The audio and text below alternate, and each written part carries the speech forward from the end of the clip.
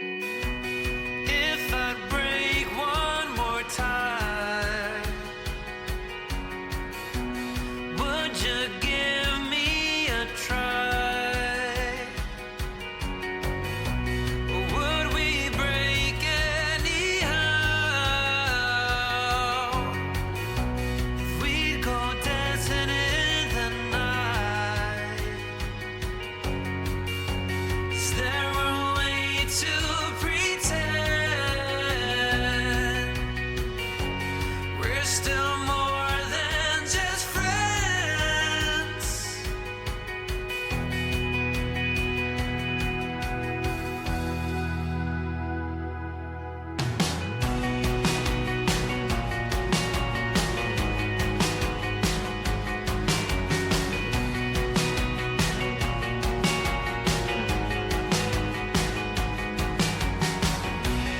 If I gave you the world, would you still be in love? Is there a way to pretend you and I were not condemned? I'm wide awake in dream. I'm wide awake in dream. You know I waited for love, no, and it didn't keep me afloat. I'm wide awake in a dream. If you just gave me a sign, I would be there somehow. We would just make believes. Then I would fall in a lucid dream. I'm wide awake in dream. I'm wide awake in dream. You know I waited for love, no, and it didn't keep me afloat. I'm wide awake in a dream. I'm wide awake in a dream. I'm wide awake in a dream.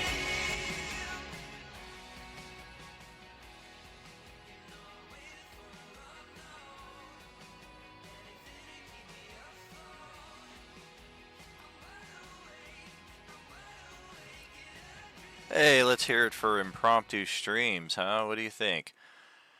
I'm kind of in a slog here with the magic item pricing, especially when it comes to the rare category here. I think it's the bulkiest of all the different rarity values for magic items. So I guess my hope is that we can kind of two birds, one stone, maybe even 3 or 4 birds. I got nothing against birds. Maybe we should redefine that too.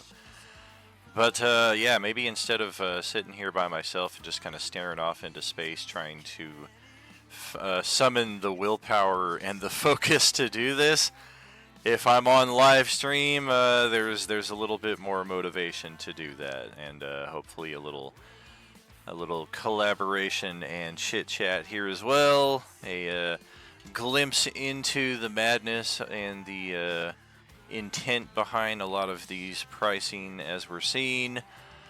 This is the rare category, not the finalized version. Westy will put the finishing touches on this before you all get to see it. But this is the long and short of it right here. And yeah, I've gotten a fair way through, and I thought I was very much getting near the end. It turns out that there's still like 100 more items I have to go through here. So yeah, we will hopefully the by the completion of this stream, we'll be complete with the rare magic items here. And you will definitely notice, especially if you were involved in our previous Coalescence campaign. Of course, this is a lot more organized and user-friendly, but the pricing falls much more in line with the rules as written. You'll notice that very few, if any, rare items exceed the 5,000 gold piece cost, because according to Raw, rare items will be anywhere between 500 and 5,000. Plus one armor being one of the exceptions, because you do still have to pay for the cost of the original armor, plus the 5,000 for the enchantment. Otherwise, I mean, you look at what we got here, and everything falls very much in line. You won't find anything below 500, you won't find anything above 5,000. And that was not the case with some of these items that we had. A lot of it was pulled from information that I found on the internet that seemed reasonable at a quick glance. Some items were underpriced, some were overpriced. A lot of things I just kind of threw a dollar value on in the midst of trying to juggle 6 or 7 other things. So this is a much more dedicated look, and something that should hopefully serve us well in the years to come. And yeah, this is where I have left off. I just finished up with all the rare rings, and most of them came down in value. I think almost all of these were priced at 5,000, except for the Ring of the Ram and the X-Ray Vision Ring, which I did keep at 4,000. I felt like that was reasonable. The Spell Storing, the Protection, and Temporal Salvation, which if you saw in Moorlander's inventory, I just posted about that one. Very, very cool item. The rest of them, though, Animal Influence was at 5,000, Evasion was at 5,000, Featherfall was at 5,000. These all came down a bit, and I kind of look at it from a few different perspectives. Is it taking one of your attunement slots? And what is the overall value? Like, are there charges involved with it? Like the Ring of Evasion, you can only use a few times per long rest. So while it's a very useful item, it can get tapped out. So it is kind of a finite resource. Animal Influence, it's useful, but the saving throw DCs are very low. So it should be set somewhere around there. It doesn't require your attunement slot, so it is set above 1,000. That is also a big thing as well. If it requires attunement or not, that plays in big with a lot of these. And then likewise with a lot of the consumables like your potions, those, even though they're classified as rare, those are going to be towards the lower end. And they're going to be about 1/10 of the value if it were like a permanent kind of item. Like if you had an item that would give you permanent invulnerability, damage resistance to everything, I don't know. I'd say that'd probably be worth more than 5,000 gold, but considering that it's a potion, it's considered rare, I would set it at maximum value, divide by 10. 500 is what you get. Diminution and Mind Reading and Gaseous Form are probably the exceptions that you'll find below the 500 gold piece value. In addition to the Whip. Actually, I think I skipped right over that one. I think I went Tree and then the Reveler's Concertina. So I do need to go back to this one, because I'm not sure if that's what we want the value at. But consumable items are something that'll kind of break the rule in that respect also. So let's get to it, friends. Thanks for joining in. 8 viewers here on our live stream. And as far as Tiki-Taki, we got a slow tread of people joining us here. Thank you. Hope you're having a good weekend. And yes, I'm looking for the Whip. Qualls Feather Token. It is rare. These are all consumables as well, so they're kind of low value. The token disappears. You can throw it within 10 feet. A floating whip takes its place. So it's like a spiritual weapon, but probably a better attack bonus. Not as great of potential damage, but the +5 is nice. Disappears after an hour. And it does have reach as well. That's very important. So something like this, definitely going to be worth more than 200. It is a consumable. I think it's the only one of these Quell's Feather tokens that has an offensive capability, aside from the bird. That's why the bird one is priced the highest. Allows you to summon a rock for 24 hours, which is just all kinds of badass. Let's see, though. For the whip, we could probably go... should we Price is Right this and have you all, like, put in your bids for, and then it's whoever's closest without going over what I have in mind here. We'll throw in a little contest interaction. But yeah, if the max value of this thing is going to be 5,000, I don't think it's going to be anywhere near that. I'm thinking somewhere between, probably like the 15 to 1800 range is where I'm at, and in that mine we're going to go 17.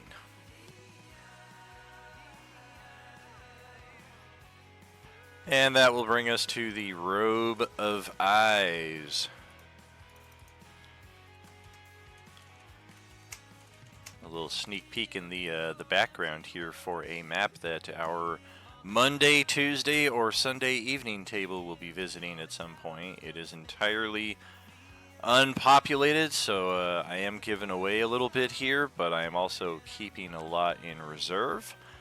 It's, I think, one of the very first maps I ever got on Roll20 back in, like, 2015 or 16, and just have never found the opportunity to use it. And we will be using it for one of those tables here pretty soon.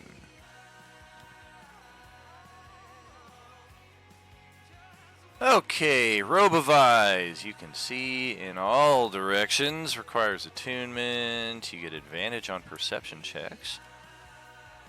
Wow, dark vision to 120, and you can see invisible creatures. Wow. If you get a light spell cast on you, though, you'll be blinded for a minute.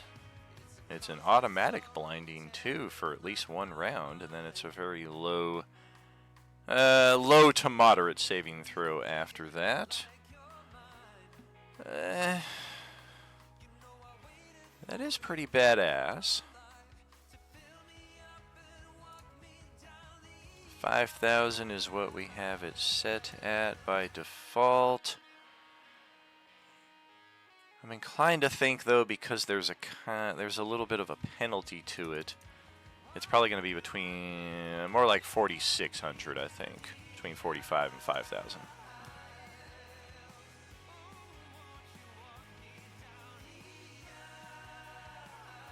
And then we have the rods. Rod of, and then there are monsters. Okay. Whew. There are a lot of them. Goodness gracious. I do not see any of them that are called the Rod of Blade Bending, however. So that is likely a Kobold Press item that will be deleted. A Rod of Deflection. Likewise, I'm not seeing that. Deflection is gone. Hellish Grounding.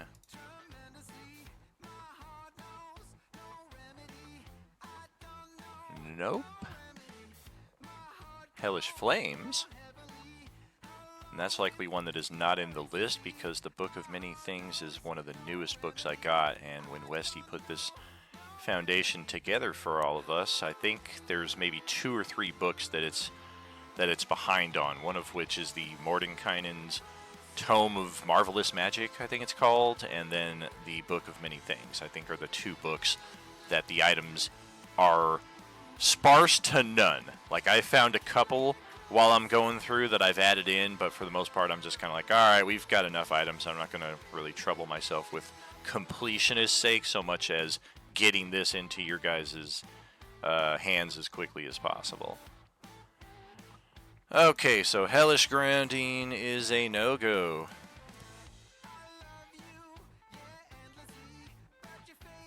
Ah, the rod of the famous Greek philosopher Isocles. Let's see here. Oh, no respect for philosophy. No item. Ba-da-ba-ba-da-ba. Alright, we'll get rid of you. And the Protestant Reformation. I don't think we got one of those. Retribution, Resurrection. No Reformation. Getting rid of a lot here. Rod of Rulership, that is definitely in there. And until the 2024 book kicks these out, I've been using the DMG as opposed to the 5e SRD, because this is copied verbatim from the DMG, whereas this is more or less text translated from the DMG, and there might be the occasional difference of verbiage. I haven't found any yet, but just to be safe, I'm using the official DMG.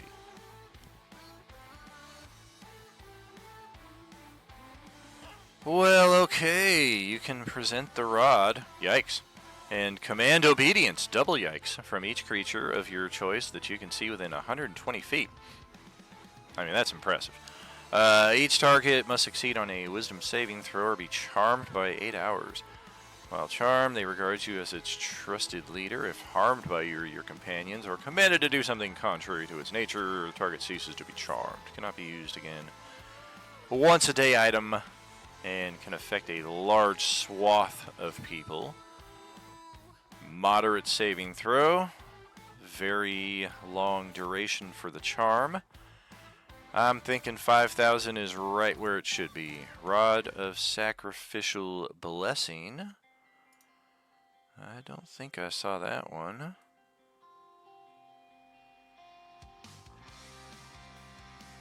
Nope. That's another one we can kick out. Swarming Skulls.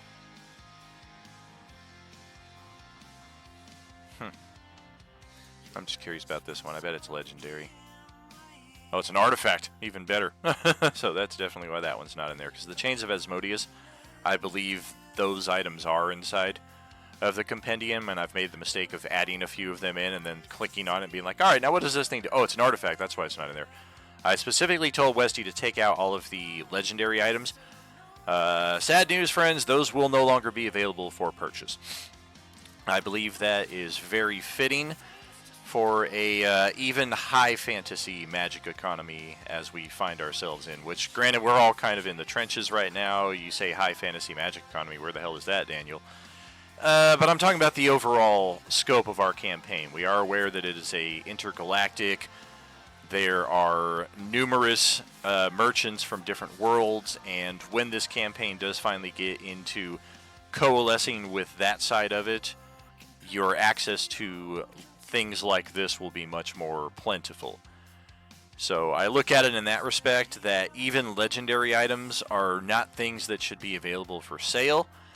I will be reinstituting the legendary magic item as a Beskar redemption reward, and then that is something that you can kind of light the fuse on and get your character towards finding those primo items that you have your eyes on, and then I'll kind of work something into the story over the next session or two to get those items in play for you. But as far as collecting gold pieces, liquidating things over 20 sessions or so, and then finally I have enough money to buy the Staff of the Magi, we're going to kind of go a different route with it this time around. So all of your items from common to very rare will be available eventually, depending on our community rewards, because yes, Moorlander will need those Beskars to construct those very rare items that you guys really want to get your hands on.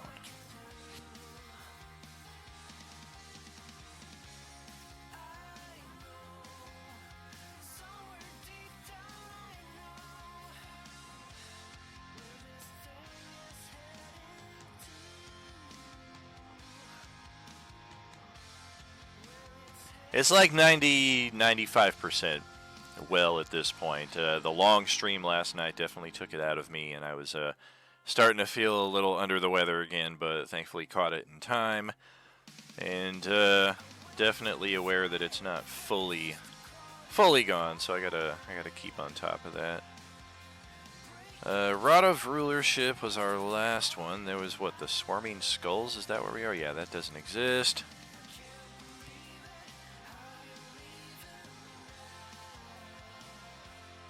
Rod of Thorny Thorn. Not seeing that either. They're not always alphabetical, too. Like S, R, and then A's.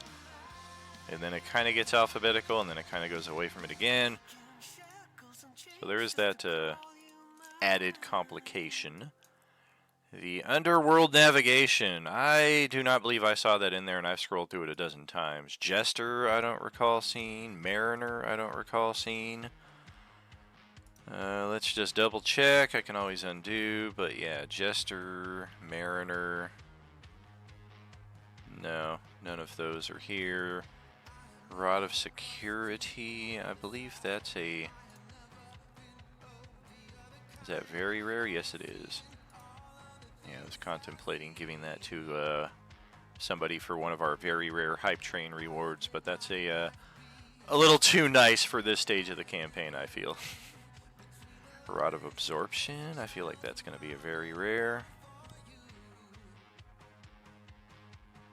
And yes, it do. The Rod of Seven Parts, that's from the Vecna book. That is probably another book that we don't have items from, although most of them are likely to be artifact value. So yeah, we will not be seeing those available for purchase. Rod of Resurrection, I'm inclined to think very rare. Legendary, so yeah, we're not going to be finding any of those for purchase. Lordly Migget. Legendary, yep, we're not getting any of those. Okay. Yo, what's happening, Johnny? Okay, so what do we have next? Rod of the Pact Keeper we did get. The Vonendad, or Vonendad, we do have that. I did see that one. There it is. That is from Storm King's Thundry. A rare item. Several of them have been made. 4 feet long. 100-pound rod. Goodness. Sized comfortably to fit in a fire giant's hand. Okay. And you can use it to locate object. If it's specifically made for adamantine, the range is increased. I mean, that is a very, very specific item. So, something like that. I'm kind of thinking like 800. And it requires attunement? Did I read that right? It does. I mean, yeah, that should definitely be a lower value object. I don't see anybody ever buying one of those, but if they do, it should definitely be pretty affordable. Rogue's Mantle.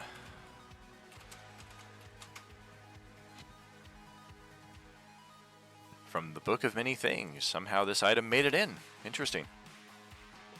What do we got here? Bum, bum, bum, bum, bum, bum, bum, bum.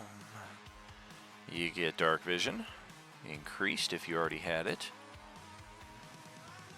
Bonus action to teleport. Oh yeah, somebody bought this toward the end of the last campaign, so we had to put it in because I had to come up with a price for it. That's why. You can teleport. It's like a free Misty Step as long as you're in dim light or darkness, and you get advantage on the first melee attack you make before the end of the turn. Willful Enmity, the antagonize spell with a moderate DC, and it's a once a day. It's a unique spell too from the Book of Many Things. Yeah, this is I really think it's the central ability that gives it its primo. Like every round you get a 30-foot teleport as long as you're in shadows. 5,000 seems about right. Boom, boom, boom, boom. Alright. Rope of Entanglement.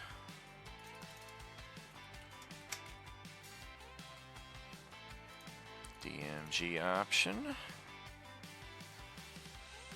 Feudal Waterdeep XP booster. Look at that, 64k already raised out of 250. Yeah, I kind of had a feeling the price point was set just right on that. You guys are going to have to definitely come together on that, but it is very, very feasible. I know we're getting close for Moorlander's 100k rare inventory as well, which is also part of the reason why I want to make sure this is done, so when you guys finish it, there's not a delay of, well, when are we going to have access to the items? And then same thing for Monday, Tuesday, Sunday evening. I know they're going to be salivating at the bit when they have access to that community challenge as well. Okay, 3-pound rope. You can use your action to direct it forward. Dexterity saving throw versus restrain. Can release the creature with a bonus action. They can free themselves. Moderate difficulty. It can be destroyed. It is a pretty resilient piece of rope. I don't think that is a 5,000 gold piece item, though. It's very handy, very circumstantial, and it's moderate, so I'm inclined to say between 2,000 and 3,000. Probably closer to the... And here's where it works in your favor. I am such... 24 is the number that has never really worked out for me in any respect. Ironically, it's 2024. So you'll notice that I will never price anything at 2,400. If I'm inclined to think 2,400, I always lowball 100 and go with 23. And if there is anything that's priced at 2,400, it's because it was priced that way before I got my hands on it. But I feel like I've looked over every item individually here just to ensure that it's been fairly priced with the standards that I want our community to have and not what some other group had for their players. Alright, the Ruinous Flail.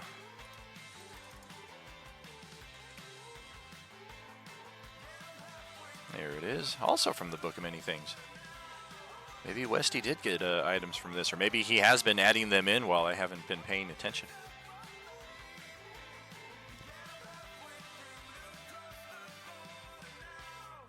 Alright, it's a +1 weapon. That means it's 300 gold pieces by default.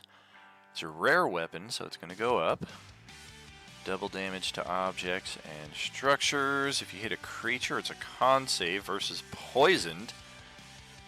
And they will take continuous necrotic damage. Wow. It's a once a day effect, though. Alright, yeah, I think I know just the price for you. And that is going to be an affordable 1,800. As we proceed to the Rust Monster Shell, I'm kind of thinking this... Items that are named after monsters typically come from Cobalt Press. I'm like 100% certain this will not be in here. Yep, Rust Monsters themselves, but no items named after them. Sage Serpent Signet. Alright.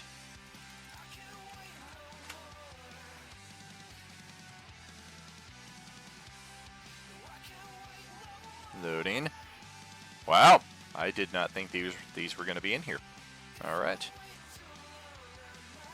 What does the Serpent Signet do? It's rare, you have to be a spellcaster. Did we get that?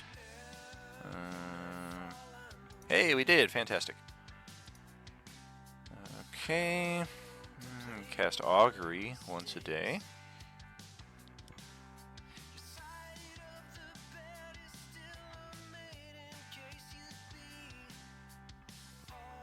Fear and Hex. Additional once per day. I don't know. What is Augury? What level is that?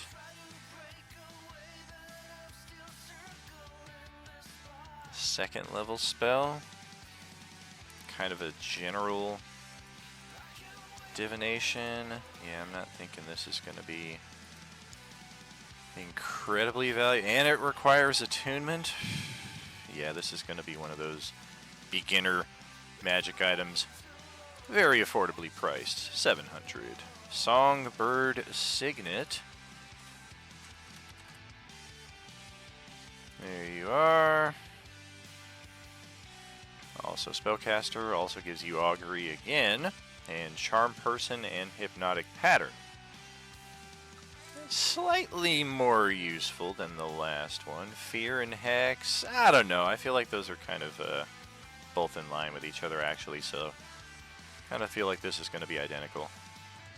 Another 700. The Scarab of Rebirth. That sounds interesting. Oh, it's Cobalt Press. Ba-da-ba-ba-da-ba. The Scarf of Deception. Ooh.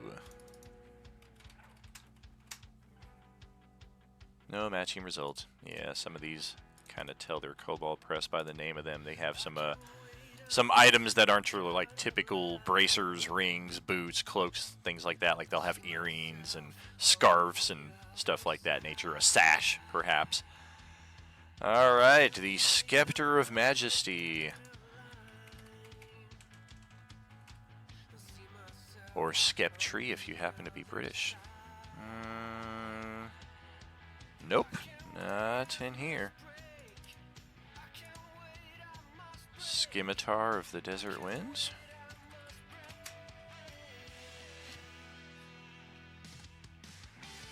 We got a few different scimitars here, but none of them of the Desert Winds. Alrighty. Scourge of Devotion.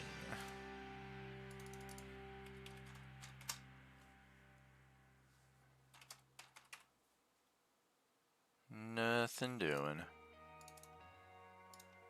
Okay, Scroll of Protection. This is one of the more interesting items in 5e that had to kind of do a deep delve into the mechanics, because one of our tables was of the understanding that scrolls kind of worked like potions, that like anybody could use them. You didn't necessarily have to have access to the spell on your list to cast the spell.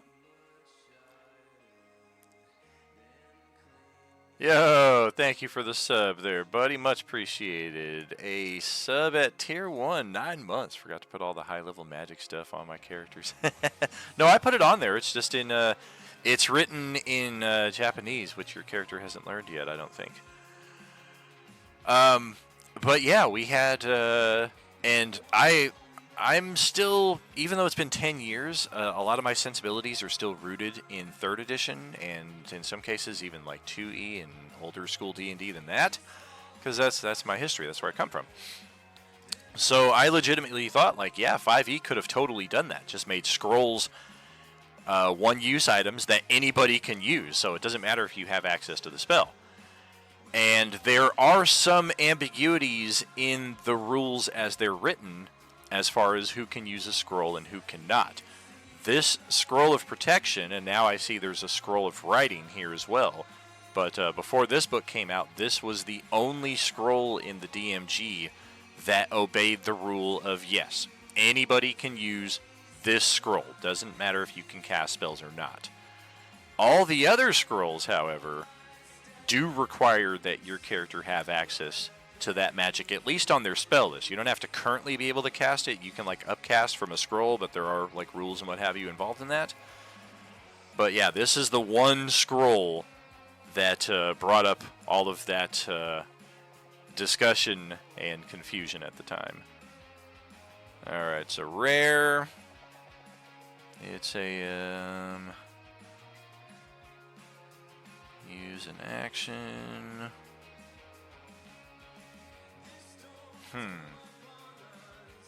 This is interesting.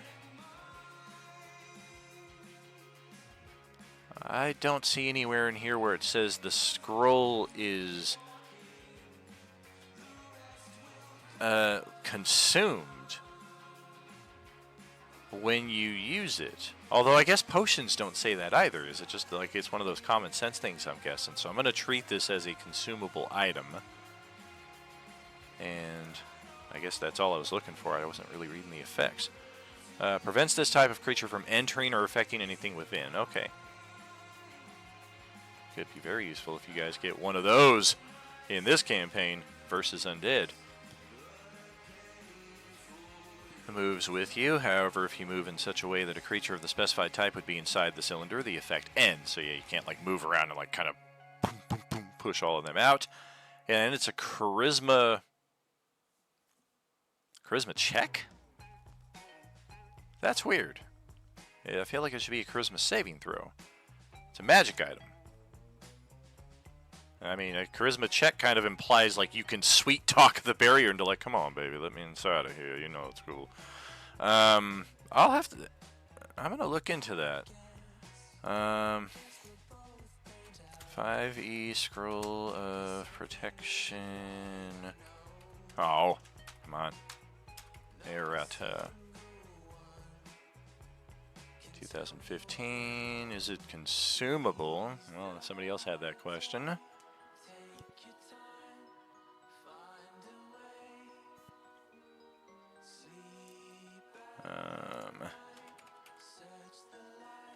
Charisma. If they can make a... I mean, that's the AI overview, too. Doesn't necessarily prove anything. Biggest weak point, they can do a charisma check. Okay, let's see what they're talking about here. This seems nuts. Means no fireball, no hellish rebuke, charisma check. Am I the only one who feels charisma check is weird? Check, not save? From where can a creature attempt to overcome it? That's a good question.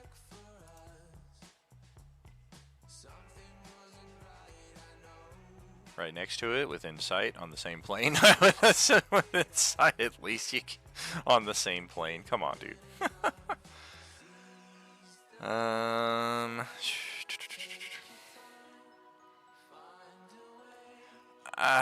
I just don't know. That's so weird that it's a charisma check. What's happening, Shags? Good to see you, buddy.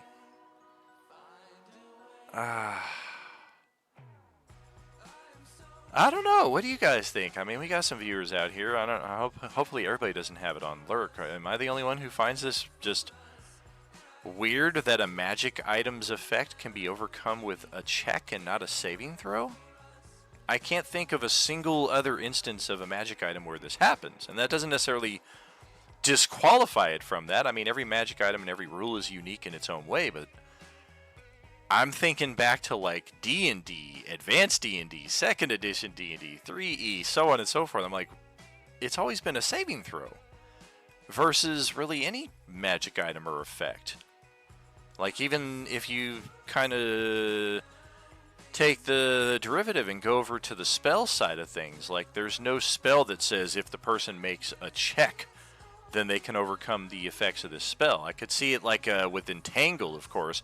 It's a saving throw initially and then a check to try and get out of it if you fail the save. But even still, it's initially a save.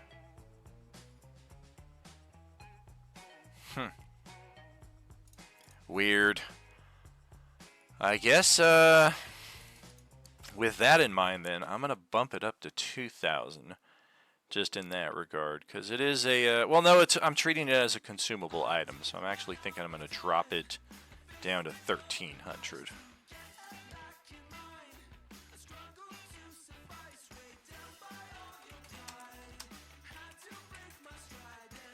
I'm just going to add a little note here on the side as well. This is worth looking into and possibly house ruling into a saving throw at some point. It's just something to look into later. All right, Searing Whip. What do we have for you?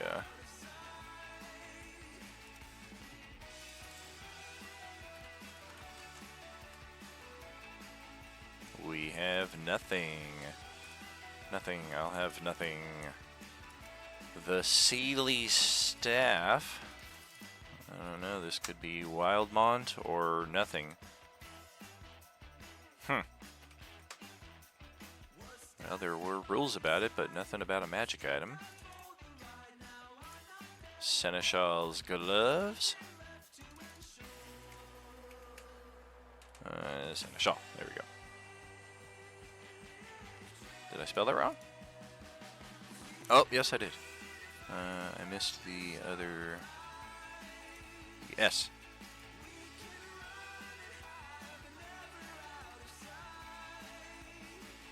Okay. Officially nothing in there. Serpent staff.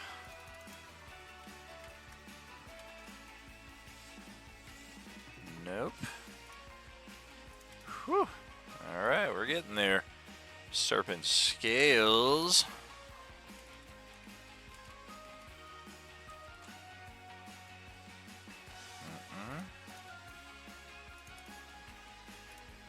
Shadow Tome. I bet this is one of those wizard items from the Tasha's Cauldron.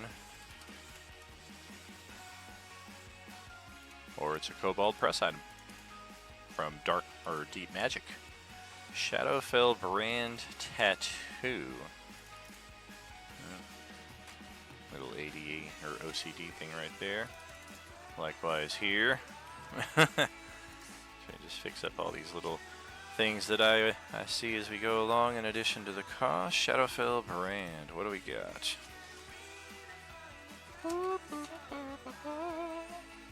Alright. Requires attunement. Gives you dark vision. And once per... basically long rest, although sunset is more specific because some groups might be working graveyard shift. You never know.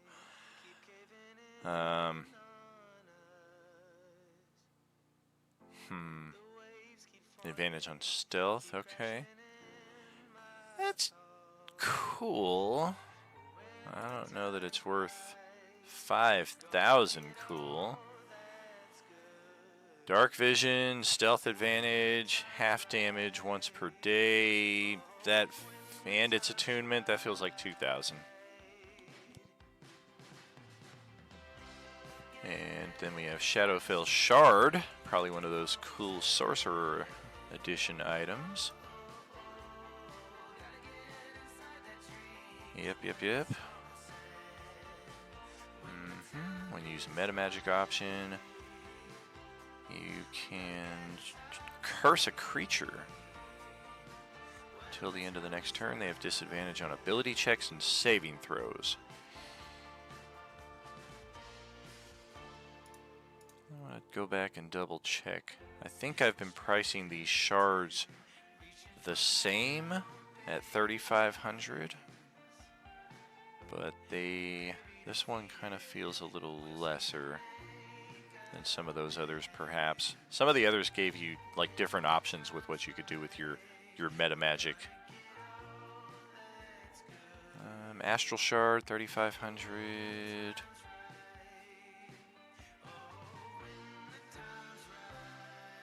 Far Realm Shard, 3,500.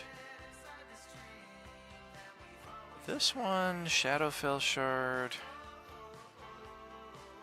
Disadvantage on saving throws is nice. Ability checks is kind of more circumstantial.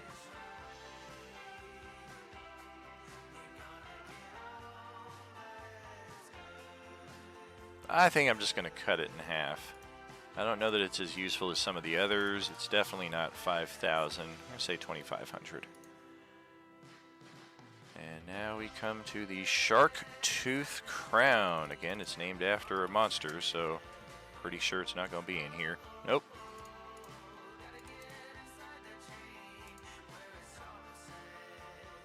Shark Skin Vest. Also likely not in here. That is correct. The Shield of Ganain. A barbarian item, huh? Shield of Gnaw. Oh, it's not in here. Sorry. Shield of Missile Attraction. That's a core item.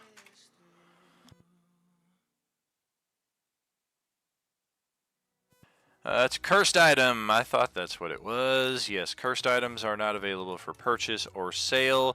Depending on plot device and what have you, you may unfortunately end up with one, even if you do purchase from a legitimate shop, but they're not going to be included in our overall inventory in this respect.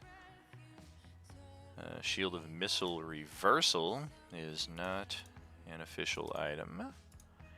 +2 shield, yes. Shields got priced at 400, 4,000, and 40,000. Weapons got priced at, I believe, 300, 3,000, 30,000. And then most of your +1, +2, +3 attack and save DC items, like the Pack Keeper Rod and what have you, got 500, 5,000, 50,000. So there's a, like I said, a consistency in the pricing all the way across. And that will catch us up on the rods and these sages items. And now we come to the next section. Whew, there's still so many items. Aye. Okay, Shimmer Ring. Haha, funny. I get it. The compendium doesn't get it, though. Alright, Signet of the Magister. Signet of... Nothing found. Silverhorn of Valhalla. I think I went through all of the Valhallas already when I got the brass or whatever the lowest one was. I think I went through all of them and tried to price them accordingly based off of their lower versions. Okay, silver's the lowest one. And then iron, I believe, is the legendary one, which is the reason why we don't have that. And then bronze, I think, is the very rare. Let me check. Very rare items. Of course, this will be what I work on next time around. Iron horn. Or I'm sorry, not iron horn. Golden horn, right? I'm losing track. Bronze horn. Jesus. Bronze horn Valhalla. Yeah, 39,000 for that one. So yeah, I definitely went through the Valhallas and priced them. The bronze horn. What about the brass horn? That should be back up here. Brass horn of Valhalla was 5,000, which is the max that a rare item should be. That's why I made the silver just a skosh less, because yeah, you're still going to get like anywhere between 4 and 10 berserkers here, which is it's a hefty offensive output right there. So yeah, I think 4,000 is good for the silver horn of Valhalla, especially with no attunement. Skald's Harp.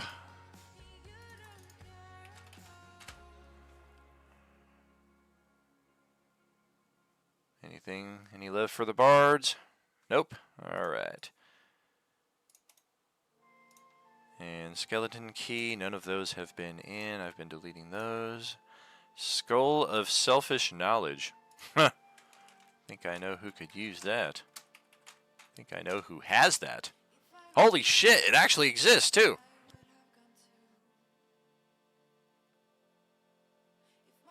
Oh, wow. You can make the magical skull devour a non-magical book, map, or scroll. Once devoured, it is forever available to you. You can never write it down or communicate it to others. Requires attunement.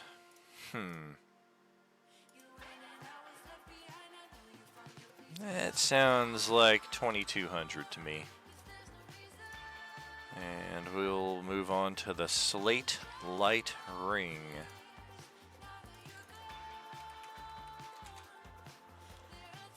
Nope.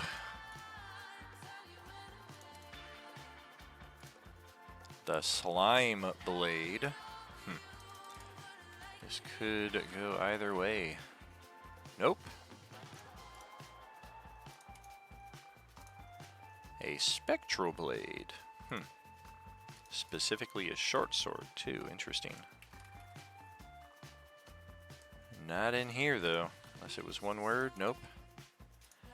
The Spell Disruptor Horn. Oh, wow. That sounds like it's a fake item, but if it's real, look out. Yeah, that's fake.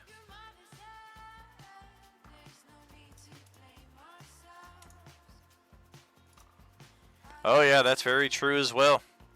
If there are items from official books that I don't have in my compendium here, they are likewise being removed from the list until such a time as I either acquire the book, or if a player hunts that item down and specifically requests its addition into the official inventory here for us. Good point there.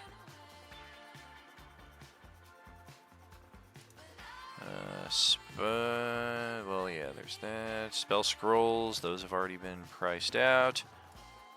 Catch this one up. Okay, spell rot tattoos. Those are just identical. I've just been copying that because they're basically just spells. They get erased off of you once you cast it. So there's not really much difference between the two. Okay, spider staff, spider staff, spider staff. Probably no such thing as a spider staff. Hey, there is a spider staff! I was wrong. I was wrong. For 99% of people, the hardest words to say, I was wrong. The top of this black adamantine staff is shaped like a spider, weighs 6 pounds. Must be attuned. Get spider climb and web. It's kind of cool. You don't get any bonus to attack or damage. Oh, you do get extra poison damage when it hits. That's kind of cool. That should be one of those beginner affordable items, though. Something more towards like 1300. And here we get to some staffs. Like this one already is overpriced, I can see. Staff of Healing by max is going to be 5,000. Staff of Controlling, whatever, I don't care, is going to be 5,000 max. It might even come down from that. Yeah, otherwise, let's get started on the Staff of Charming.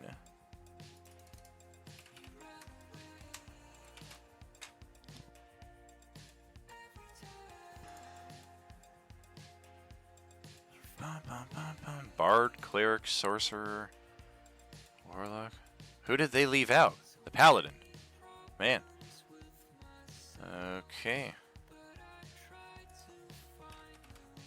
Bard, Cleric, Druid, Sorcerer, Warlock. Okay, Warlock, and the Wizard.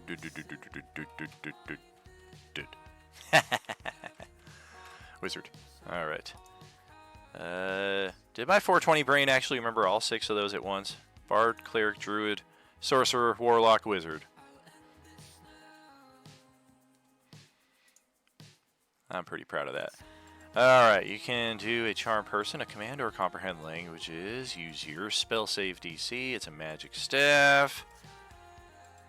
If you fail a save, you can turn it into a successful one once a day. You can redirect it likewise once per... Nope, you can redirect it at will if you make the save. And like most staffs, it's a chargeable item. Pretty handy. Command is still a pretty low-level spell, and I would say that's the most useful thing we're getting at. I mean, it's the lowest level spell other than a cantrip. Depending on your spell save DC, though, it still retains a lot of utility into the upper levels. It's definitely not a 5,000 gold piece item, though. 5,000... we're going to set it towards the upper 2,000s. We'll go 2,900 on that. Staff of Healing might be more between the 4,000 and 5,000, depending on what kind of restoration we're looking at here.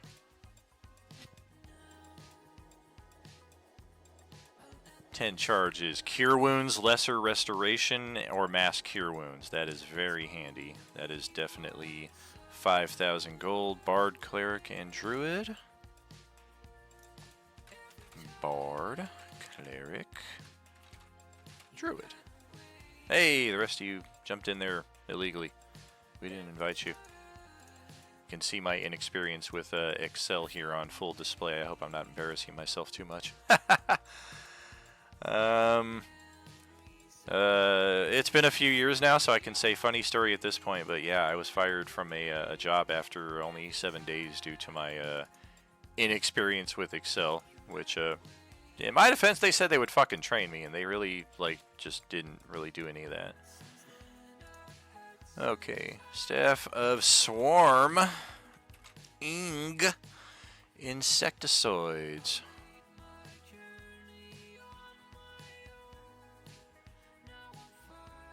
Okay, well that's Bard. Oh, you're gonna make me do all that again, huh? Well, if that's how it's gonna be. Bing! Alright. Swarming insects. We get Giant Insect or Insect Plague. 4th level transmutation. That's pretty cool. I guess it killed the original when I clicked the second link. Huh.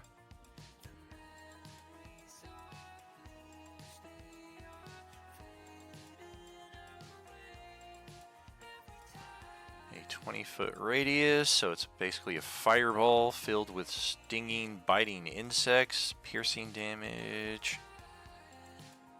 And it is a concentration, unlike a fireball, which is instantaneous.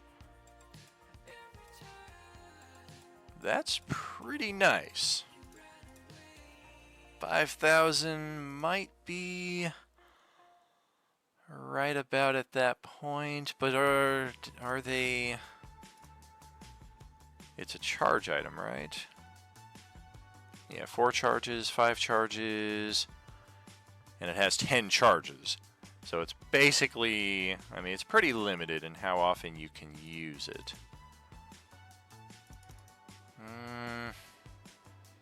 Definitely more valuable than the Staff of Charming, I would say. Not as valuable as the Staff of Healing.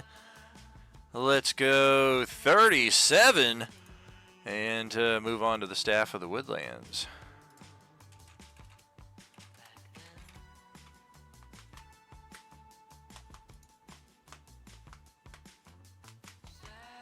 A druidic item. Uh-oh.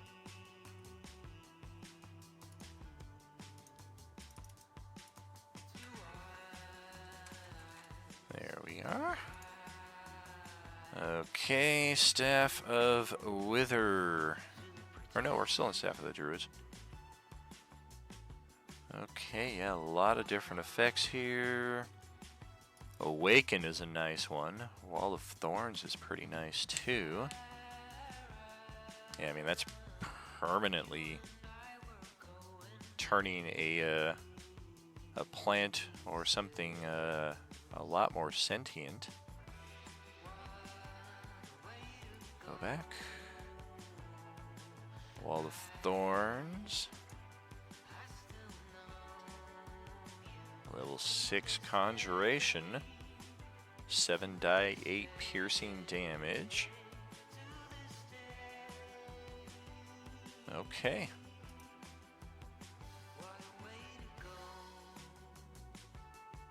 Still pretty limited. Some of the spells are pretty basic things that most druids are likely to have, I would think. Speak with plants, bark skin, possibly stuff that they wouldn't have access to. Awaken might be like they can get in an extra time per day because it's part of the staff. Wall of Thorns is probably the most useful thing. At least when you first gain the item, I would say. You also get Pass Without Trace without using any charges. That's pretty money. And you can turn it into a tree.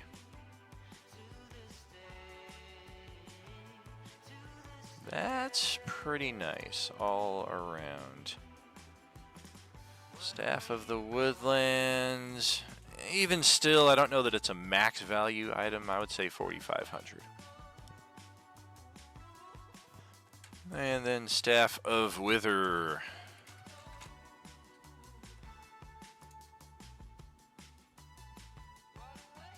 Cleric, Druid, Warlock, huh? Okay.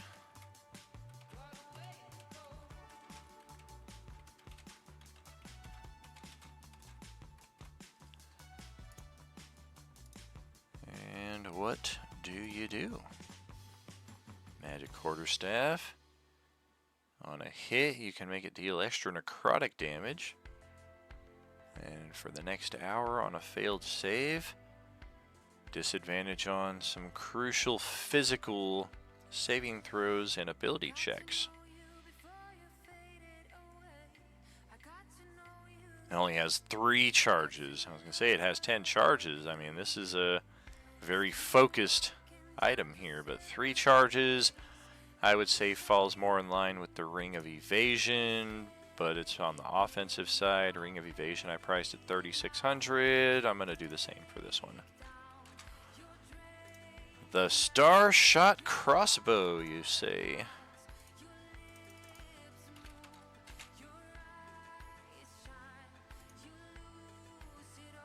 And I don't know if I can ever thank you enough for this, Westy. I mean, I will probably thank you each time that I interact with this thing here and update it. But this is a very cool thing that you've done, not just for me personally, but for our community in general. So much love to you, man. Thank you.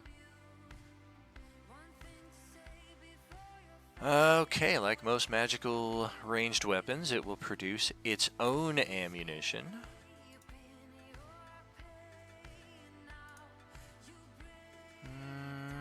It vanishes when it hits. It has 3 charges, regain some each day.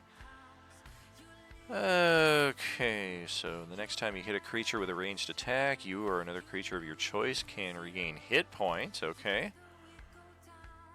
You can use it to deal extra fire damage, or you can turn invisible. That's kind of nice.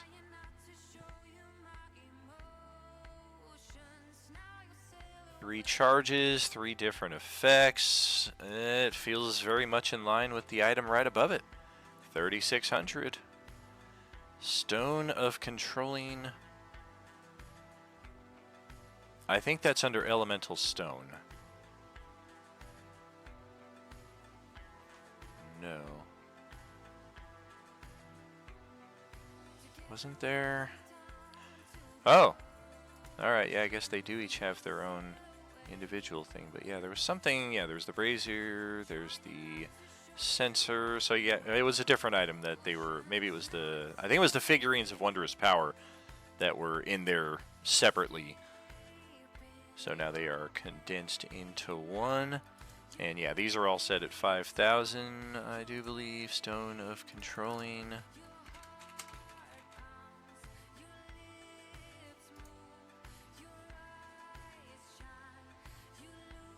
Conjure Elemental once per day. Yeah, that's why it's set at maximum capacity. It is not a finite. It is a pretty beefy summon. And it is no attunement. So yeah, that is very appropriately priced at the maximum value. And that cuts us another swath of green. We are getting there. 235. We're at 179, and I'd say at least 10 or so of these items are probably going to get deleted out of here. Stone Chewer Gauntlets kind of sound like one of them.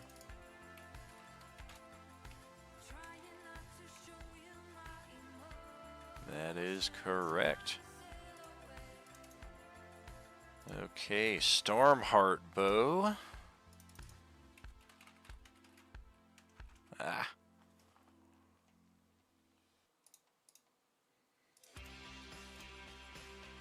Stygian Crook.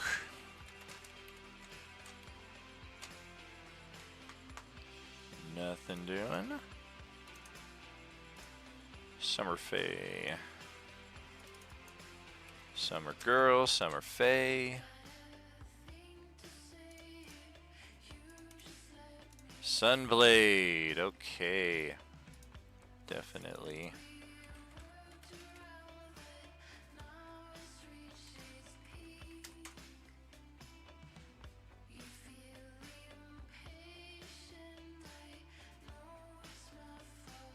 It is a longsword, you say. Okay. +2 weapon. Basically a lightsaber.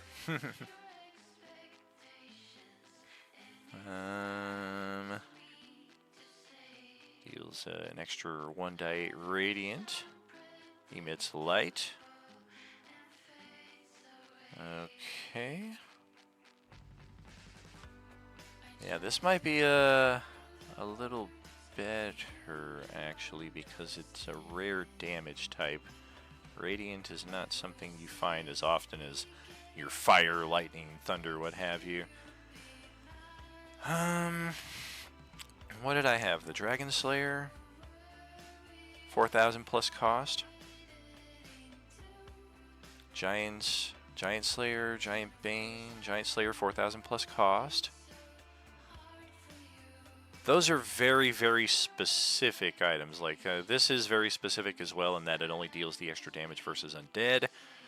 But it's a rarer damage type, so that might make it a little different than some of these others that I've been pricing at the 4,000 plus cost ish.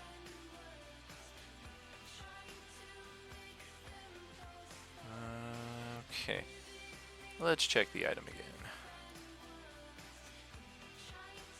And it's a +2 weapon, which I don't think the Dragon Slayer or the Giant Bane even is a +1 weapon. I feel like it's just a magical sword. I could be wrong. Might be +1. It's +1. So that's going to be the difference right there. The extra +1, even though it's a circumstantial.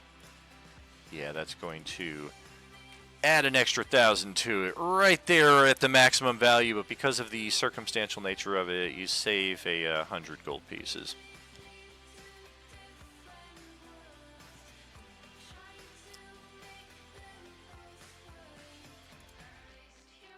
There are some items that deal radiant. It's just not the it's not a common elemental type, and there are some items that allow you to gain resistance against certain elemental types, and then radiant and necrotic tend to be excluded from those. Sometimes psychic is as well. Like, those are the three elements that I kind of consider the rarer elements, whereas your elementals and your thunder, what have you, like, those are your more traditional elements. The Sun Staff, I think I'll find it if I type it like that, though. From the Book of Many Tahings, Cleric, Druid, Wizard. Perfect. Okay, +1 weapon. Also deals extra fire damage against anything it hits. It's a spell focus. While holding the staff, you can re-roll damage dice up to your proficiency bonus if it's fire or radiant damage. Whew. Once per day, okay. It's a light. Versatile, I mean, every staff gets that, so really the beef of it is right up in here. +1 weapon, it's rare, it always does extra fire damage when it hits, and it's got a once a day, very useful ability. I'm kind of thinking a flat 2,000 be appropriate for that. Sun Forger is our next. Hey, it is in there. Very nice. It's a +2 weapon. That's already probably going to bring it up close to the 5,000, depending on how circumstantial it is. You can also throw it, and it deals frickin' fireball damage almost. 2 dice short of fireball damage. Once per short rest or long rest. I mean, short rest ability of it makes it very much less circumstantial, because that's basically 3 fireballs a day. And you can use your action to have it come back to you. If you don't call it back to your hand, it will reappear back where it exploded. Yeah, this feels right there at the max value. 5K. The Swollbold Wraps. Let's see. Sounds like a monk item. It sounds like a no item.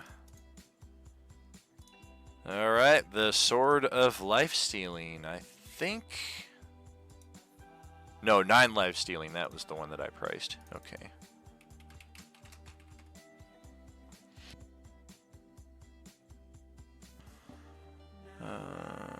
It's rare. When you roll a natural 20, they take extra damage. You gain temporary hit points. That is very circumstantial. Especially since 2 monster types are disqualified from that happening. That is definitely not 5,000 gold. I'm thinking that's closer to 1,000 gold. And the Sword of Wounding.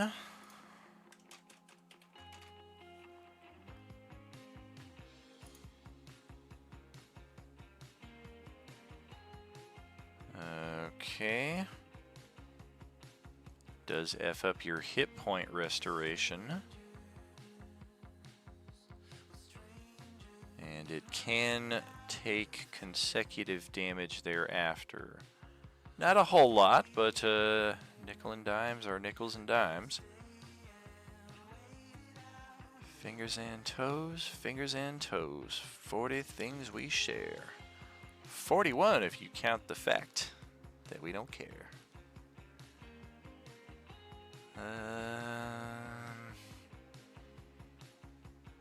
It's nice. It's not maximum value nice. I'm kind of thinking at best it's going to be mid to 75% value, so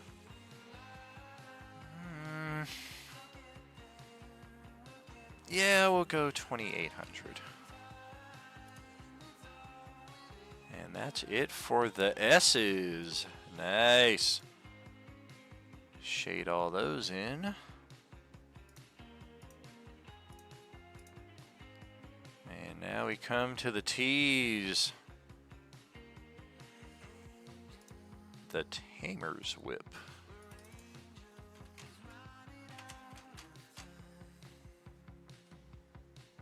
Nope, nope, nope. Teapot of Soothing? Could be. Not if I type it like that, though. Not that way either, though. The Tenebrous Flail.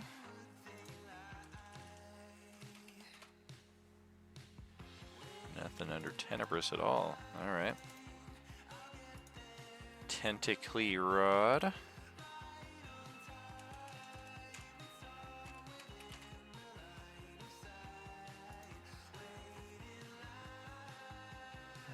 Alright, it's a drow weapon. 15 feet reach. 3 tentacles. They get a +9 to hit. Bludgeoning damage. If you hit with all 3, they have to roll a con save. Half speed, disadvantage on deck saves. No reactions for a whole minute. On each of its turns, it can either use an action or a bonus action, but not both. It does get a saving throw again each round. Direct each tentacle.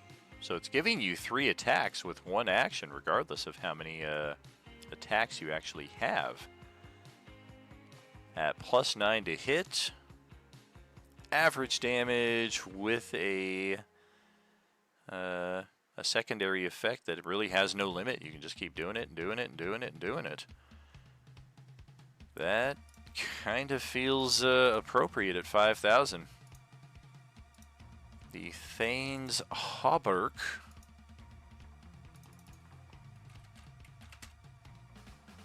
Dwarven weapon. Anything for us? Oh, nothing doing. Alright. Of course, any of these can be added back in when the books are acquired or anything. The main thing is to have all of the items that we collectively have access to available ASAP. The Tipstaff. That sounds wrong. The Torque of the Comet.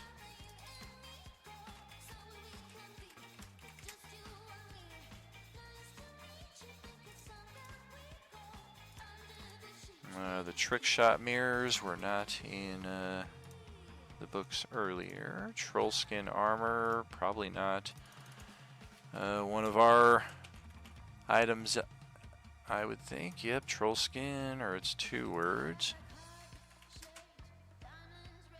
Likewise, yeah. Monster-themed items tended to come from the Cobalt Press stuff I found. We have the Umbral Chopper.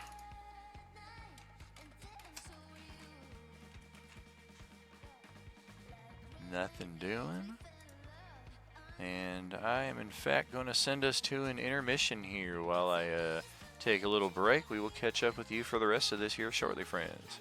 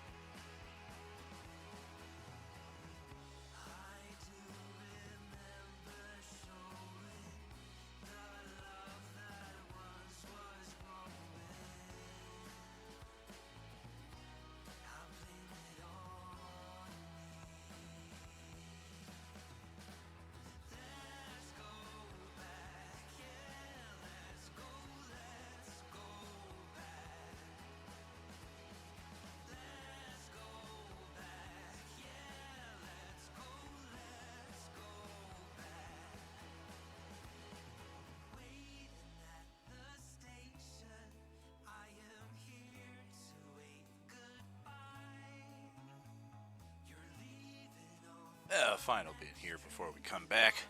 Just putting the finishing touches on this breakfast. Hope you're all having a good weekend out there.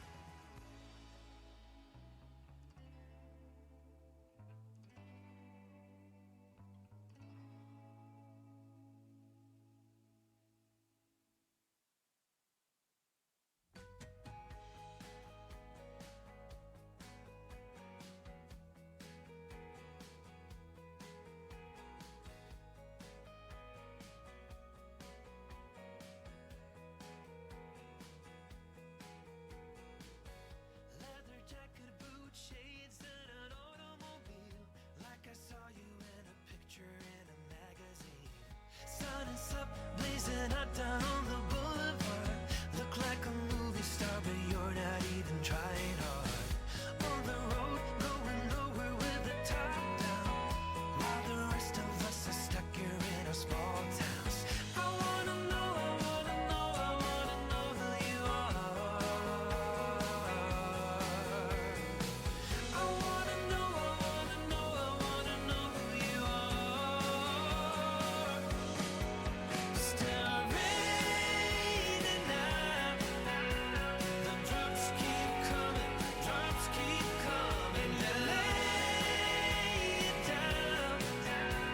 I can't stop falling, can't stop falling now. Strolling down, see my reflection in the mirror. On top like you, and now I'm feeling like a winner. Headed up to a world without a river. Just the thought of it makes my body shiver. I'm on the road, going nowhere with the top down, while the rest of you are stuck there in your small towns. I wanna know, I wanna know, I wanna know who you are. I wanna know, I wanna know, I wanna know. Still raining now. The drops keep coming, drops keep coming. You lay it down.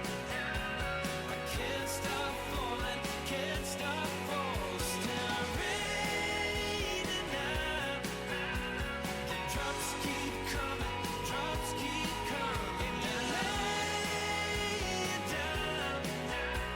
I can't stop falling, can't stop falling now.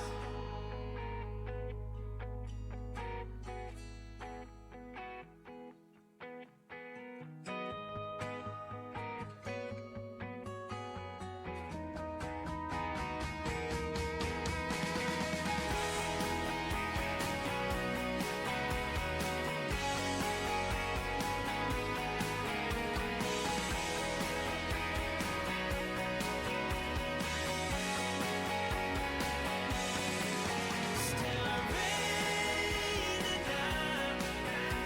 The drops keep coming, drops keep coming. You lay it down. I can't stop falling, can't stop falling now.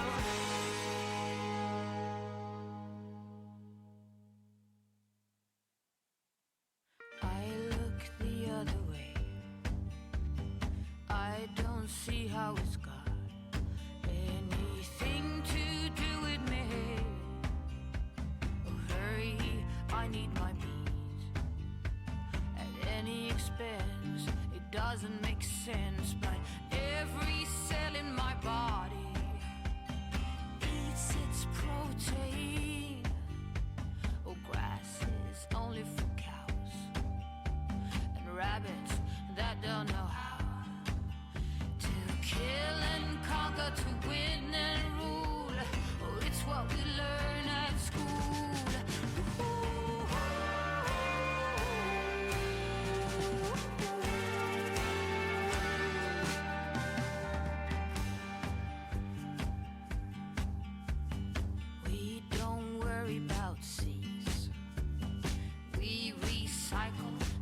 by swords. We've banned all plastic straws, quit smoking. Oh, every paycheck we get, 10% is donated to clean our conscience, and it works out great. Woo-hoo.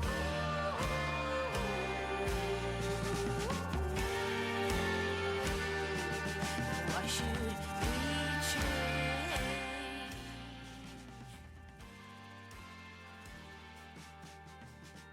Sleep less, be more efficient. Come on, perform better, climb higher, educate. All right, friends. We are back to it for the final 40-something items here. So, yeah, hopefully 20, 30 minutes or so ought to be able to knock out the rest of this and have it in your hands over in Moorlander's inventory once Westy does what he's got to do. But, yeah, here we are with the Umbral Lantern, the next item. Oh, they didn't have that Umbral Chopper. Maybe they have the Umbral Lantern. Oh, they do not. All right. The Erdine plate. Or is it supposed to be Ursine plate? Either way, I'm thinking it's probably Cobalt Press. Nothing doing. The Unerring Dowsing Rod. Okay. Dowsing Rod. Nothing. Okay, the Unseelie Staff. I feel like we already looked. Or no, that was Seelie. How about Unseelie? Nope. The Valkyrie's Bite.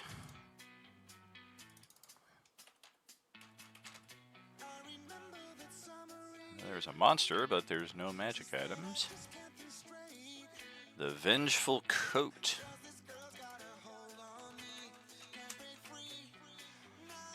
Man, it's gonna go a lot quicker if none of the items exist. The Verses of Vengeance. Ah, there we go. Nope. The VL of Weirding and Warding. Interesting. Ain't gonna lie. Nope. Vile Razor. The things I do, it's all because of you. Void Skin Cloak. Eesh.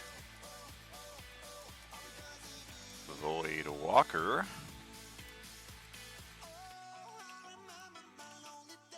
Ah, come on.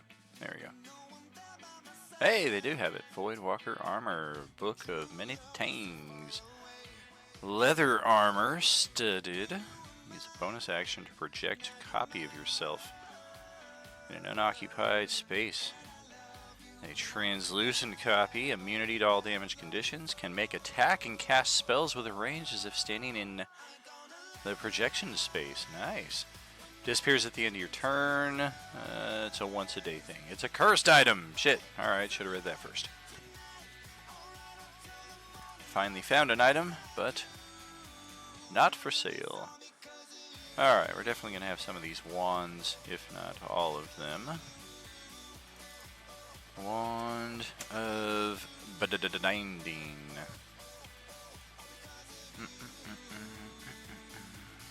Spellcaster. I feel like all the wands are going to say Spellcaster.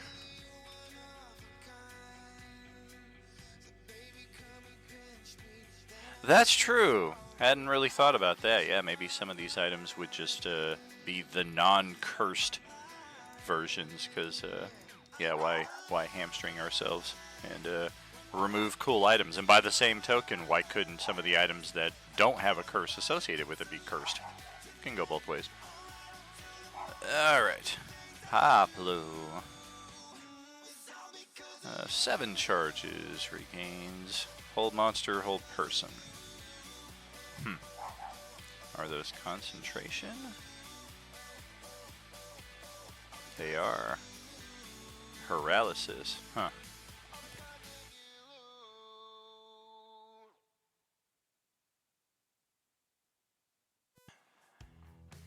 What spell save DC does it use? DC 17. That's pretty handy. And the charges 5 and 2. You can do hold person a few times or hold monster once. And it takes an attunement slot for spells that you could otherwise learn. Of course, if you don't have them on your list, let's go 28. 2700. Wand of Bristles.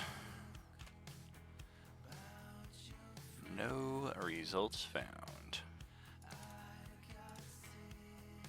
Enemy detection.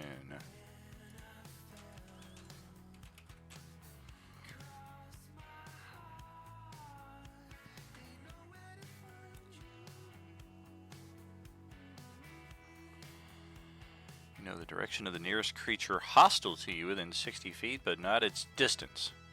Can also sense ethereal, invisible, disguised, or hidden. Interesting. Very specific uses. Does require attunement. Doesn't really affect a foe coming at you, but it does kind of stymie any surprise that they might garner. So as far as where it falls in on one side of the Wand of Binding or the other is kind of debatable. I'm going to say a flat 3,000. Sometimes hindering the other person is more effective than what you can do yourself. Wand of Fear. F-R. Wand of Fearf. Alright, let's try this one. Command DC 15. Or a Cone of Fear. 60 feet. They are all frightened, no reactions. They do get additional saving throws, unlike Turn Undead. Otherwise, it's kind of like a Turn Undead, but a cone version. Also can't take reactions.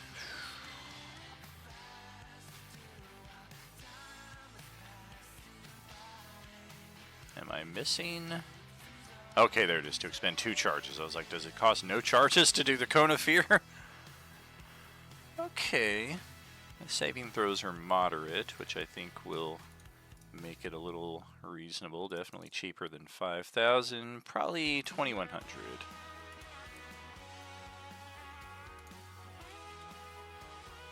The Wand of Fireballs. Oh boy. Everyone's favorite. The gold standard of wands. 1 charge to cast a fireball spell. And you can increase the spell slot for each additional charge. You just burn the whole thing out and cast a... well, I guess you can't burn it all out in one, because that would be a 10th level spell, which doesn't exist. Pretty handy. Potential burnable item if you roll a natural 1.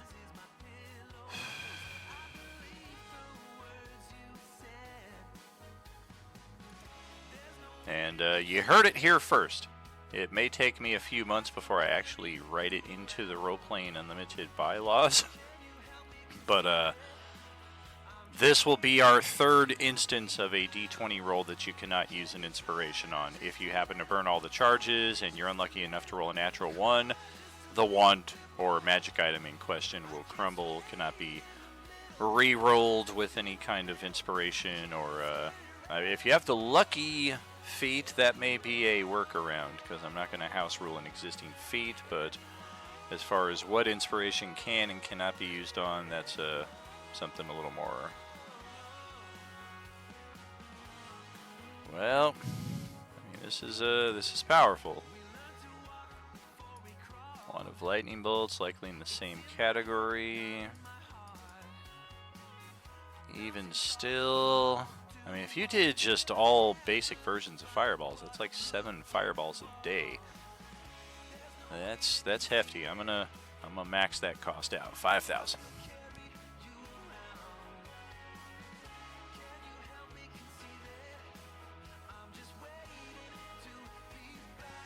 Lightning bolt wand. Same thing, I'm sure. Yep. And debatable, but I feel like Fireball is just better than Lightning Bolt because Lightning Bolt you have to get them in a straight line, whereas Fireball is just they have to be kind of clustered.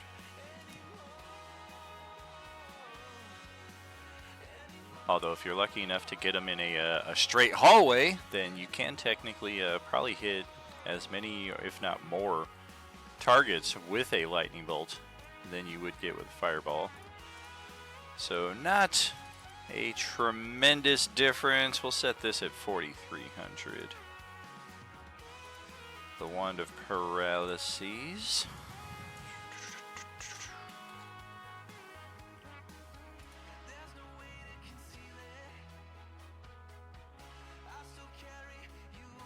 Okay. One effect, moderate save, gets a continuous save. Paralysis is no laughing matter, though. I'd say it's better than Fear. Binding, close to that. Binding gave you 2 options, though. This is it any creature? Yeah. So I guess that's the difference between hold person and hold monster. And this is only 1 charge. So I would say even better than the Wand of Binding. Somewhere in par of the Enemy Detection Wand. Possibly close even to value to the Lightning Bolt Wand. Yeah, I think we'll upper 3,000 this baby here. 3,800. And it's the final 10 or dozen items or so here. Let's see. Wand of Treasure Finding.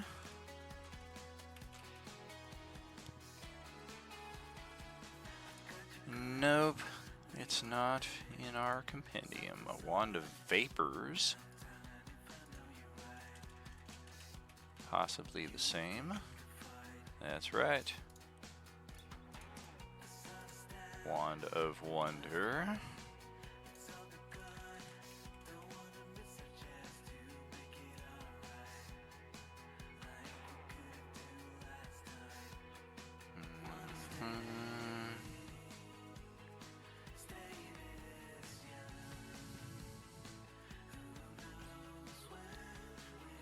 Roll a D100, so yeah, it's completely random what you do with the Wand of Wonder. Saving throws are all moderate, and things can affect you just as much as they might affect others. Some effects just might have nothing at all. You might stun yourself for an entire round. What is it, the Wild Mage at a certain level will possibly gain like an ability to control this, but that's like a very specific contingency there, so I'm kind of thinking that shouldn't really affect the cost of the item itself. It's got some good effects, but it's very random. That sounds like right at the middle for me. 2,500 as we get the Timekeeper Wand. No, we do not. We will delete. And another section colored in. Final minutes here, friends. And I'm going to start getting ready for our in-person meetup board game. The Warhorn of Valor.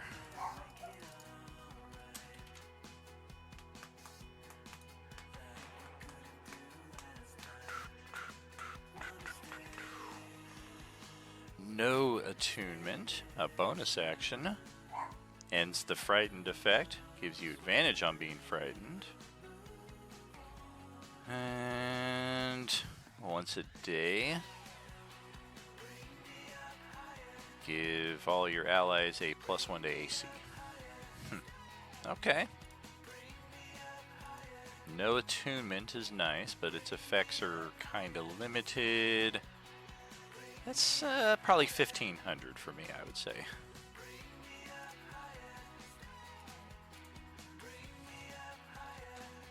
Warlock's Aegis. No item found.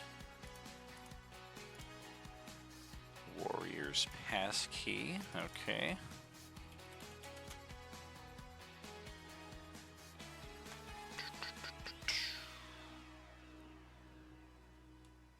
Hey, there it is. It's a longsword. Can use the key form of the sword to cast knock. Alright. Bonus action to transform it into a +1 magical longsword that you are considered proficient with. It deals force damage. And yeah, unless you use another bonus action to revert. Yeah, this is a cool one. I've never seen this. If you enter attunement, okay. It's a +1 weapon with some cool extras. Force damage is nice. It's nice that it deals a D10 in the one-handed form.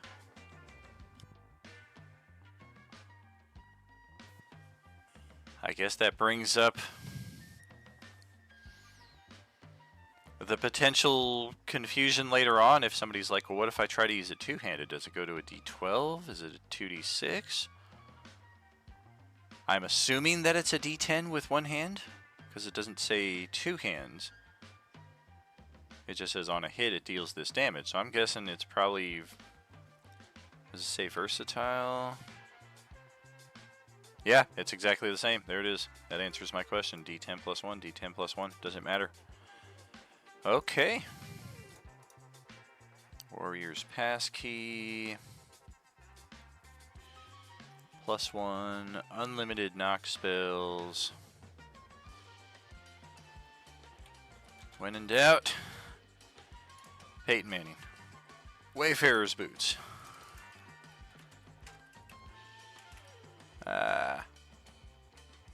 There they are. Also from Bixby's Glory of the Giants. Rare item. Your walking speed goes up by 10 with advantage on survival checks. Once a day expeditious retreat. Not as cool as the Boots of Speed, which are priced at 5,000. They're right up there at the max. Yeah, double speed persistently. This is just an extra +10. Once a day, something cool. Let's go 1100. +2 weapon is already set. Weapon of Certain Death.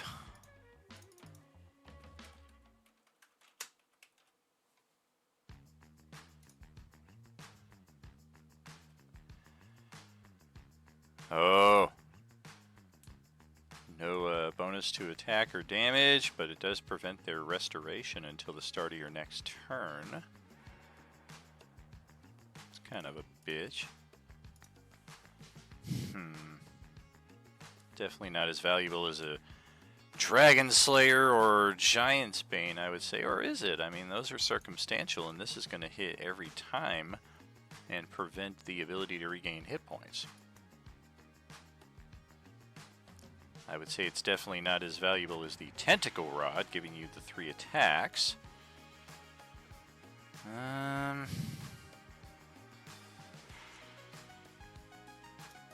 That's pretty nice, and it doesn't require attunement, so that's an extra nasty little effect right there. I'm gonna go 4,200. A webbed staff, not the staff of webs. That doesn't exist in either case. The Whirlwind Bolas. Bolas 007. Bolas. Gong of Whirlwinds, but no Bolas. Whispering Cloak.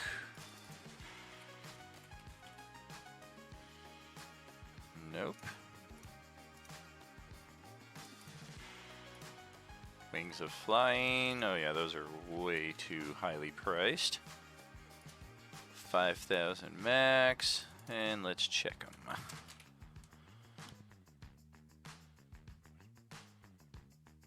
What?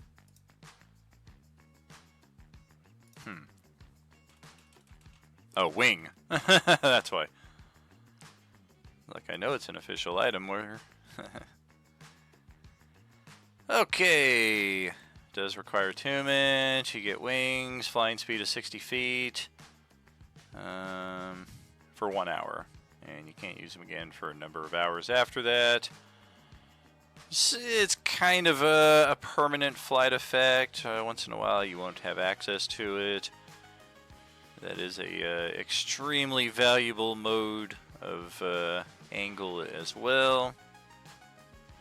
It does take an attunement slot.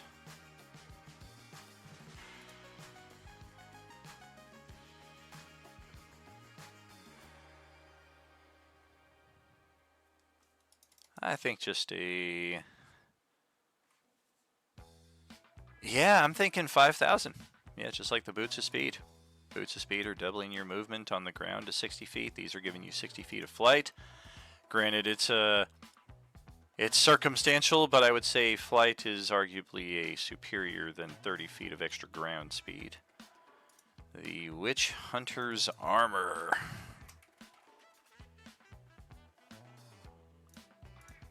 Negative. And our final item, the Ziphian Eye Amulet.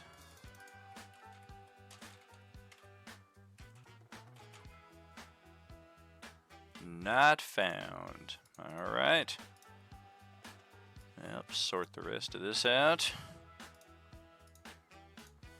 And there we have it, folks. Our rare items, of which we have between 2 and 200. So we have 199 new items that will be unlocked once you complete the Moorlanders Rare Inventory Challenge. Can't make such a prediction with the very rare items here, as I still have to 81 to 178. I still have about 100 items to go through here, so I might still do these in the backdrop like I've been doing. They may I may make a live stream out of it like I did this one. I just wanted to make sure that I had the focus to get it done. Also give you guys another opportunity to earn some Beskars, drop some into our community challenges. And yeah, a little sneak peek at what you're looking at for your very rares. Between 5,000 and 50,000 for each of these items. Of course, consumables will be drastically different. Ammunition, arrows, things of that nature will not cost 5,000 per arrow. But yeah, defensively, defense is 50,000 plus cost right there just for your +2 armor. +3 armor is technically considered legendary, so like I said earlier, we will not find those available for sale. Slight difference between your belts of strength right here. Couple figurines of wondrous power in the very rare category, one of which was given out as a Hype Train reward. I think it was Richter who got that one, so that'll be a fun little thing. Summon your own personal nightmare for 24 hours. A lot of the Iron Stones here, these all came down tremendously. These were priced at 50,000 at max value. And after looking at it more and more, I was just like, I don't see it. I mean, they take one of your attunement slots, they give you a +2 to an attribute, but they only raise it to a max of 20. If it was like one of the tomes where it just gave you a flat +2 and it raised the maximum accordingly, I could see it being worth 40,000 plus. But in the state that it's in, where it is taking one of your 3, maybe 4 or 5 valuable attunement slots, depending on your subscription status with Role Playing Unlimited, it's a finite resource, so I'm kind of thinking cost-wise, 7,700 is more in line with what they do. And then these are the biggest exceptions. Speaking of the tomes, they are not within the 5 and 50,000. They are priced, I believe, rather perfectly at 75,000 each. They could technically be considered legendary items in their own right, but rather than place them out of purchasability, I decided we'll keep them very rare, but we're going to bump the cost up, and yeah, we'll take it even outside of that 50,000 range, because these are some of the most valuable items that you'll get, and we had people stacking, double stacking, triple stacking these to great effect last campaign, especially as we got into the final act and people had a lot of money, and we had that null time zone where people were able to spend days and days in there, and it only counted as hours in the campaign setting. But otherwise, that will wrap it up for us here. We've got the common items all done. There's only 26 of them. Uncommons have been available for a few days now. Looks like we've got 128, so 127 items right there, and there's some very valuable ones here, even at the 500 cost point. But yeah, we'll definitely get a major bump up in our potential with these items here once they're placed into play. Of course, getting that money will be another thing entirely. We haven't found a whole lot of wealth in the campaign so far, and I think only one player with their deck of many things red card draw, only one player drew the gem card, and big ups to Fox right there, man. If you're watching all the table threads and all that stuff, of course everybody's kind of linked to their own table so that the server isn't too gigantic for you to navigate, but he was kind enough to offer a uncommon magic item to everybody in the party. So rather than beef up one character with the best of the best, we're going to spread that out and ensure the survivability of the characters themselves. Yeah, the knight is a handy pull there as well. Definitely saw that come into good use numerous times last campaign, and also spilling into this campaign because the character that Sarge is playing was conjured into existence by the knight card. But that will do it here, friends. Take a last look here at our rare magic items, hopefully within the hour or so. It really just depends on Westy's availability. We may get it done later tonight, might be posted up tomorrow, but at least right here you can see what you'll have access to once you complete that community challenge, and that'll be for kind of slip in here, Wednesday, Thursday, and Sunday morning are our feudal Waterdeep zombie apocalypse tables. So yeah, once you guys complete that community challenge of 100k, these items are now in Moorlander's inventory for you to purchase. And likewise for Monday, Tuesday, Sunday evening, you're just a session or two behind on that. And then likewise, once you complete your community challenge, same thing, same items come into your inventory, and then we'll boost it up to the very rares and see when we can get these items into players' hands. That's still likely a number of weeks, if not months out even. But thank you very much, friends. I'm going to call it a day here. We will catch up with you tomorrow morning for Sunday G1, tomorrow evening for Sunday G2. And then we are back into our weekly trifecta. It's actually going to be a superfecta this week if I'm doing Sunday morning, Sunday evening, Monday, and Tuesday. That's 4 streams in a row in 3 days. So big stuff coming, friends. Stick with us here. The Coalescence is still just getting started. Much love all. Have a great day.